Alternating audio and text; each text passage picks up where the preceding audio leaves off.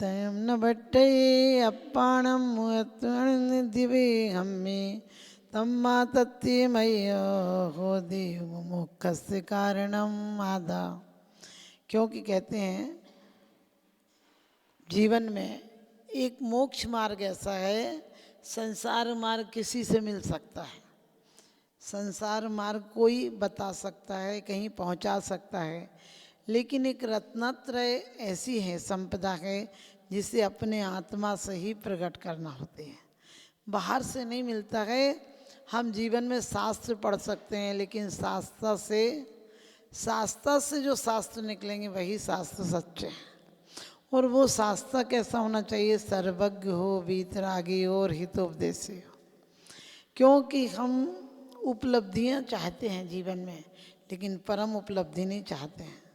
हम संपत्ति चाहते हैं, लेकिन अनंत चतुष्टय की संपत्ति नहीं चाहा आज तक। हमने नेता होना चाहा, लेकिन मोक्ष मार्ग का नेता नहीं होना चाहा। हमने प्रसिद्धि पाई, लेकिन परम प्रसिद्धि आज तक नहीं पाई। हमने यश पाया, लेकिन परम यश आज तक नहीं पाया। और सच पूछो, उस संपदा के हम जन्म जात अधिकारी हैं। यदि कर्म को हटा दें तो आज भी हमारी आत्मा सिद्धों के समान शुद्ध है। लेकिन जिस प्रकार से किसी भिखारी को पता नहीं हो और जिंदगी भर भीख मांगे कि वो सम्राट का बच्चा था, वो भटक गया, इसलिए आज भीख मांगना पड़े, ऐसे ही हमारी जिंदगी है। आदमी बहुत प्रयास करता है, लेकिन जिस प्रयास करना चाहिए वो प्रयास से भी मोक्ष नहीं मिलता है। प्रयास से नहीं मिलता है, वो पुरुषार्थ से मिलता है। पुरुषार्थ सम्यक हो तो जीवन में सफलता मिलती है। हमें मकान बनाने को हम जन्म जन्मांतर से जंगलों में भटके हैं। अपन कहते हैं भवन में भटक चुका प्रभु, कण कण को जी भर भर देखा। लेकिन आज तक हम भटके नहीं, भटका हुआ मानते नहीं, भटके हैं। एक बार एक राजा प्रसन्न हो गया और कहने लगा कि ये लोग बेचारे भील हैं, जंगल में रहते हैं, इनके पास मकान नहीं, हम एक मकान बनवा देते हैं। और बहुत दूर राजा रहता था, तो उसने करुणा करके कारीगरों को भेजा, मिस्त्रियों को भेजा कि वहीं ईंट ले जाओ, सीमेंट ले जाओ और वहाँ उनको बनाना बता भी दो, ताकि एक अपन बना देंगे, वो और बनाना सीख जाएंगे तो बना लेंगे। लेकिन ये भील जिन्होंने कभी ज़िंदगी में घर नहीं देखा था, वो कहने लगे घर भी कोई चीज़ होती है, तुम लोग हमें गुमराह कर रहे हो, हमें भटका रहे हो, घर के नाम पर हमारे जंगल समाप्त कर रहे हो। और उसने मार पीट कर भगा दिया। वो आया तो था घर बनाने की कला सिखाने को, लेकिन उसको धक्के दे के निकाल दिया। हमारी हालत भी ऐसी है, हमें घर बनाने की कला सिखाते हैं परमात्मा। घर बनाने की कला सिखाने का मतलब अंतरंग को बदलने की कला। अंतरंग बदल जाए तो आज इसी समय हमारे जीवन में शांति आ सकती है, सुख शांति आ सकती है। यही नरक सी जिंदगी स्वर्ग हो सकती है। नरक और स्वर्ग ऊपर हैं नहीं है, अभी आपने नहीं देखा, लेकिन जीवन में आकुलता है, चिंता है, ईर्ष्या है, यही नरक है। कभी कभी आप बहुत दुखी होते तो क्या कहते, घर है नरक है, एक क्षण रहने का मन नहीं करता। लेकिन जब आनंद में होते हैं, हमें परम आनंद नहीं मिला आज तक भी, क्योंकि हमने सिर्फ पदार्थ जुटाए हैं, परमार्थ तरफ ध्यान नहीं दिया। बड़ी सुंदर एक ही भाव में बात कही है, तुम सुंदर सरेवांग शत्रु समिरत नहीं कोई, भूषण बसन गदा दिग्रहण काहे कोई। और भक्तामर में भी पढ़ते हैं, जिन जितने जैसे अणुओं से निर्मापित प्रभु तेरी दे, थे उतने वैसे अणु जग में शांति रागमय निस्संदेह। कि जितने परमाणु सुंदर सुंदर थे, जितने गुण थे, वो आपके पास आ गए। अब गुण तो आपके पास फटकने की हिम्मत भी नहीं रखते हैं। गुण कहाँ से आ गए? हमारे दुर्गुण ही बदल कर गुण बन जाते हैं, या हमारे सद्गुणों को पानी नहीं दिया जाए तो दुर्गुणों की घास उत्पन्न हो जाती है। हमने आज तक जीवन में बहुत चिंता की है, लेकिन चिंतन नहीं किया है। हमारी अस्थियों में चुनने गए, लेकिन हमने आस्था को नहीं चुना है। हमारी चिता जली है, हमने चिंताओं को नहीं जलाया है। क्यों? क्योंकि हमें लगता है बाहरी पदार्थ मिल जाएंगे तो हम सुखी हो जाएंगे, लेकिन बाहरी पदार्थ से, क्योंकि यदि हम उठे तो परमात्मा बन जाएंगे और गिरे तो पत्थर बन जाएंगे। अपन पढ़ते भी हैं, तैते चय था वर्तन धरे यो परिवर्तन पूरे करें।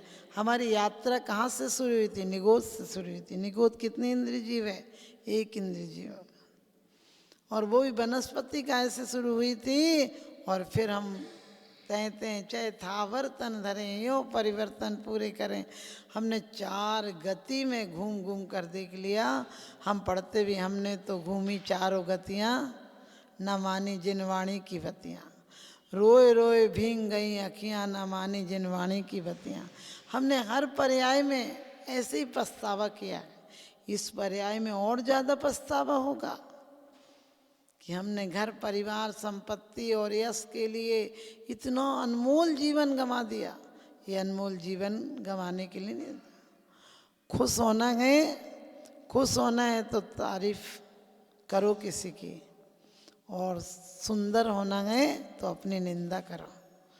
अभी क्या है, हम दूसरों की निंदा करते हैं, खुद की तारीफ करते हैं। इसीलिए जीवन में हम कौन थे, क्या हो गए, आदर्श हमने खो दिए, और प्यार के गुलशन में प्यारे बीज बिस के बो दिए। कोई नहीं हमें दुखी कर सकता है। चंदन वाला को मूला से टानी दुखी कर सकी? अंजना सीता को कोई दुखी कर सका? क्योंकि उन्हें ये पता था कि हमने जो कर्म किए हैं वही भोगने में आ रहा है। इसी प्रकार से हमारे जीवन में ऋणतम न बट्टई अपाणम मुहत्यन दभ्यम में, कि रत्नात्रय हमारे बिना और किसी से नहीं मिलता है।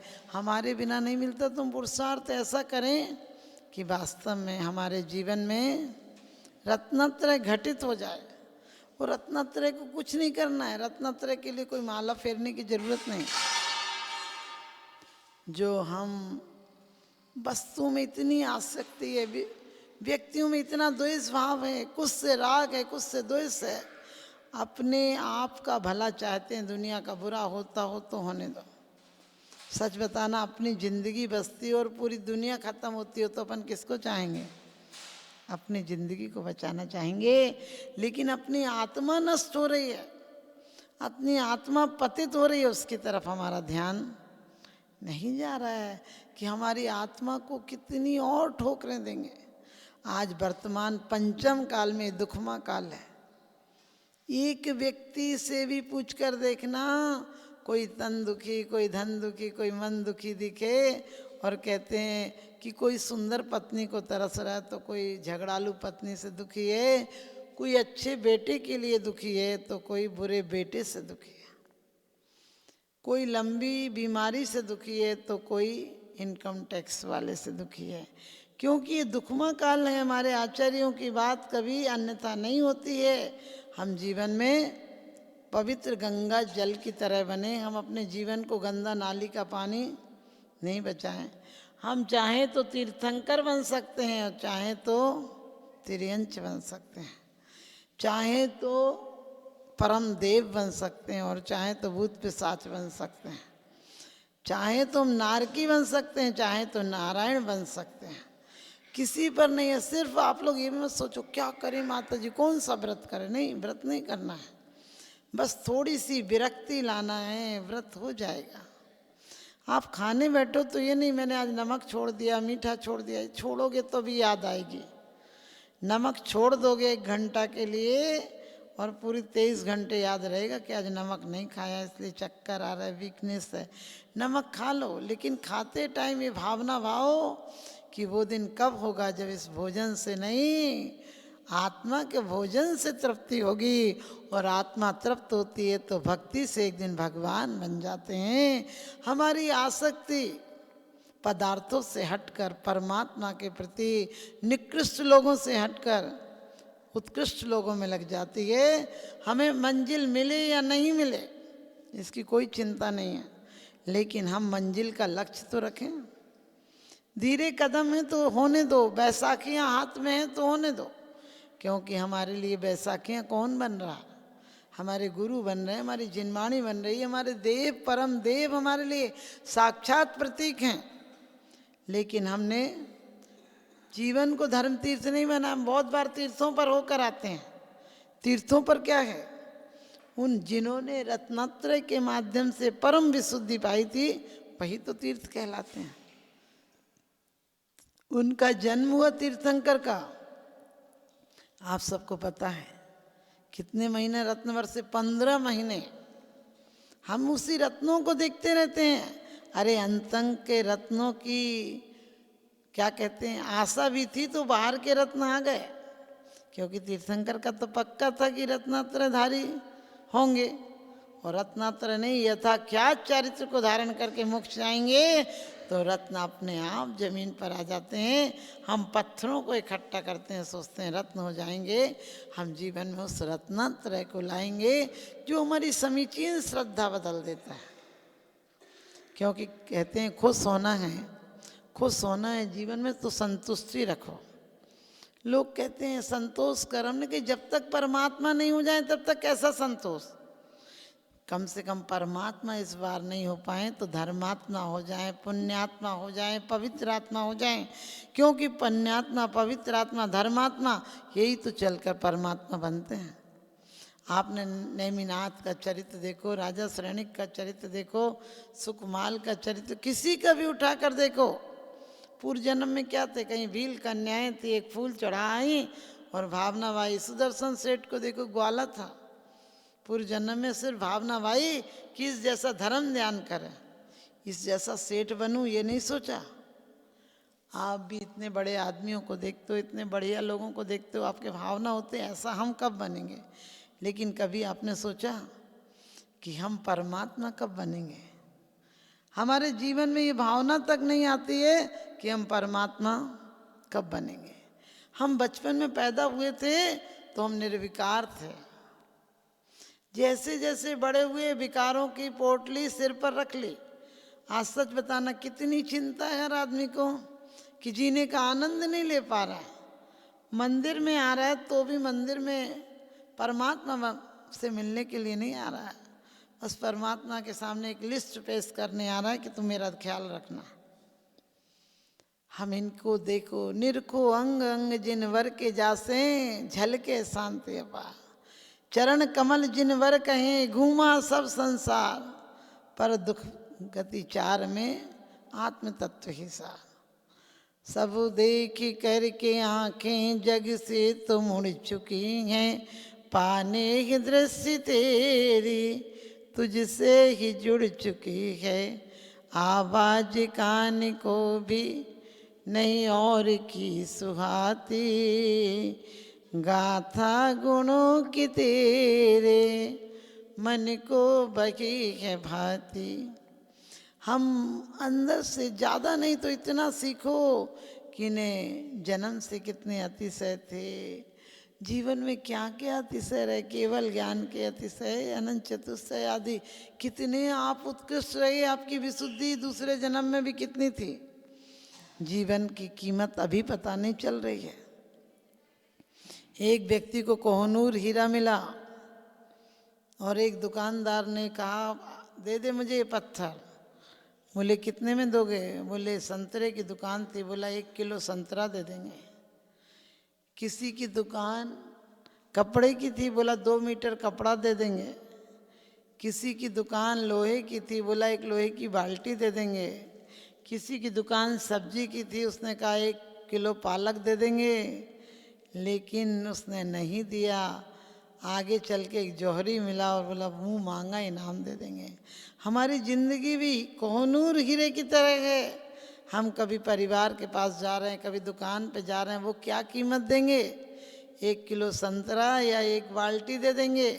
और बाल्टी भी जीवन की बाल्टी खाली बाल्टी है, छेद वाली बाल्टी है। जब कुएं में जाती है तो भरी दिखती है, लेकिन ऊपर तक लाओ तो खाली हो जाती है।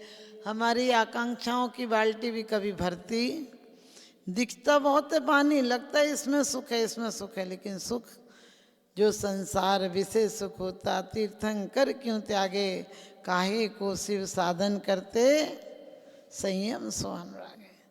हंसकर जीना है दस्तूर जिंदगी का, हंसकर जीना है दस्तूर जिंदगी का।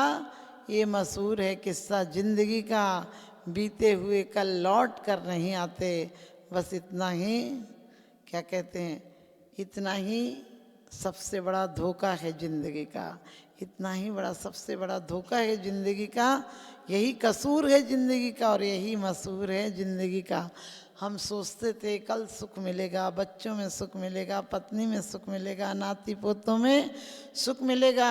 हमने जीवन में जन्म लिया था तो क्या कस्में वादे करके आए थे कि परमात्मा एक बार यदि मनुष्य जन्म और जिन कुल मिल गया तो फिर तो जिन देव के मार्ग पर चलूँगा। मार्ग का मतलब ये मत सोचना कभी कि हम दीक्षा लेंगे, दीक्षा नहीं ले पाओ। घर मांगी तृष्णा जो घटावे, रुच नहीं संसार सो, धन बुराहु भला कहिए लीन परोपकार सो। और क्या कहा है कि संसार में रहता हुआ भी बीतरागी संसार में नहीं रहता है, अपने आप में रहता है। सबके साथ अच्छा व्यवहार करो, मुंह चढ़ा के मुंह सड़ा के मत रहो, लेकिन सबके बीच ऐसे रहो जैसे कि हम थोड़े दिन के लिए मेहमान आए हैं। थोड़े दिन बाद सब कोई अपने कर्मानुसार यहाँ आकर मिलता है और चला जाता है। एक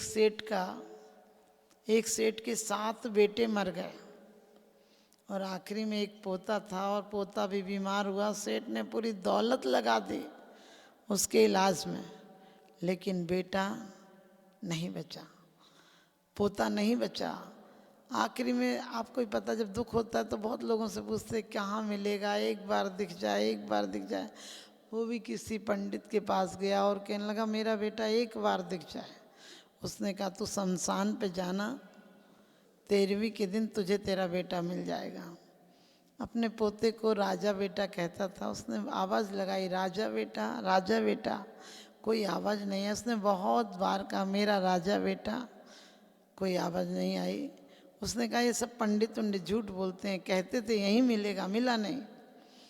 और उसने फिर से कहा राजा बेटा यदि तू है तो एक बार बोल जा। उधर से एक हंसी की आवाज़ आई, ठहाके की आवाज़ आई, हा हा हा हा, किस राजा बेटा की बात करता है? उसने कहा मेरे प्यारे पोते की।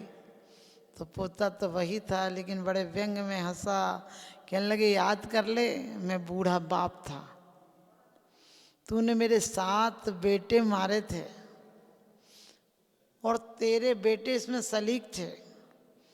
मरकर वो तेरी 7 बहुएं हुई हैं जो तड़फने को छोड़ाया, और मेरे 7 बेटे तेरे प्यारे बेटे हुए हैं जो तुझे तिल तिल कर रोने छोड़ा है।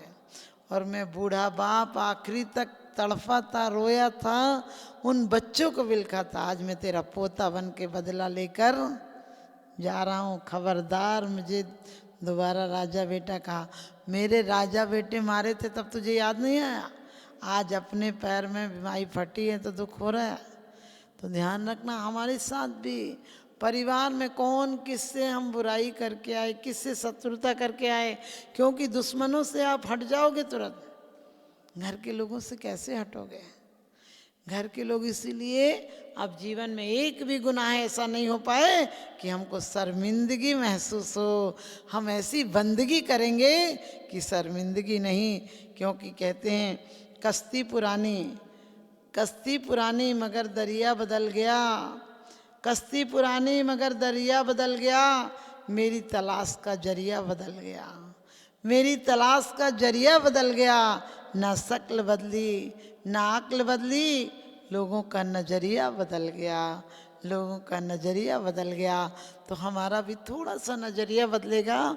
इसी परिवार में अपन ये सोचो परमात्मा वो दिन कब आएगा जब हम संत नहीं बन पाएंगे, लेकिन संतों की सेवा में समय लगाएंगे। हम सिर्फ तिजोरियां नहीं भरेंगे, हम अपने लायक इतना रखेंगे कि तुलसीदास भी कहते हैं कि इतना दीजिए, कबीर भी कहते हैं कि इतना दीजिए मैं भी भूखा ना रहूं, साधु ना भूखा जाए।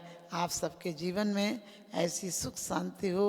अपना नज़रिया बदलिए, अपना जरिया बदलिए, सब कुछ बदल जाएगा। क्योंकि आज हम परिवार में अपना मान लेते हैं, किसी को दूसरे को बुरा मान लेते हैं, जिसको अपना मानते हैं उसका भला चाहते हैं। जिस दिन हम सब जीव हमें जीवात्मा की तरह नजर आने लगेंगे, स्वयं भुवा भूत तेन भूतले समझ जस ज्ञान विभूति चक्षुषा, धन्य आदिनाथ प्रभु आप, जिनने सब जीवों को, सब प्राणियों में आपको जीवात्मा नजर आई थी। हमारा भी नज़रिया बदल जाए और जीवन का जरिया बदल जाए। इसी प्रकार से हम सब जीवन में बहुत अच्छे से जिएं, क्योंकि हमारा कहते हैं कि दिखता बहुत कुछ है लेकिन बाहर जो दिखता है वो होता नहीं है। हमारे जीवन का सोच बदले, समझदारी में आ जाए तो आज भी हम भगवान की श्रेणी में, पहले हम भगवान बनने की श्रेणी में रहेंगे आप सबको। क्योंकि कहते हैं जीवन क्या है, जीवन क्या है बचपन के नज़ारों से पूछो, आदमी क्या है बचपन के नज़ारों से पूछो, आदमी क्या है जवानी के नज़ारों से पूछो, और आदमी क्या है लकड़ी के सहारों से पूछो, और आदमी क्या है चिता के अंगारों से पूछो। आदमी एक अंतर्देशी लिफाफा है जो 1, 2 और 3 मोड़ के बाद पोस्ट हो जाता है, लेकिन हमारा लिफाफा जो पता लिखा होगा वहीं जाएगा। यदि ईर्षा, छल, कपट, द्वेष और आसक्ति लिखी होगी तो ये लिफाफा नरक में चला जाएगा, और इसमें दया, परोपकार, भक्ति, आराधना पर ये सब लिखा होगा तो स्वर्ग चला जाएगा, और परम आराधना लिखी होगी तो मोक्ष चला जाएगा। तो जब तक श्वास नहीं थक जाए तुम अपना इतिहास बना लो, जब तक आस नहीं थक जाए तुम अपना विश्वास जगा लो। किसे पता है, किसे पता है कब्र हमारी, किसे पता है कफन हमारी आकर के मिट्टी ढक जाए। जब तक श्वास नहीं रुक जाए प्रभु के प्रति कुछ प्यास जगा लो, प्रभु के प्रति विश्वास जगा लो।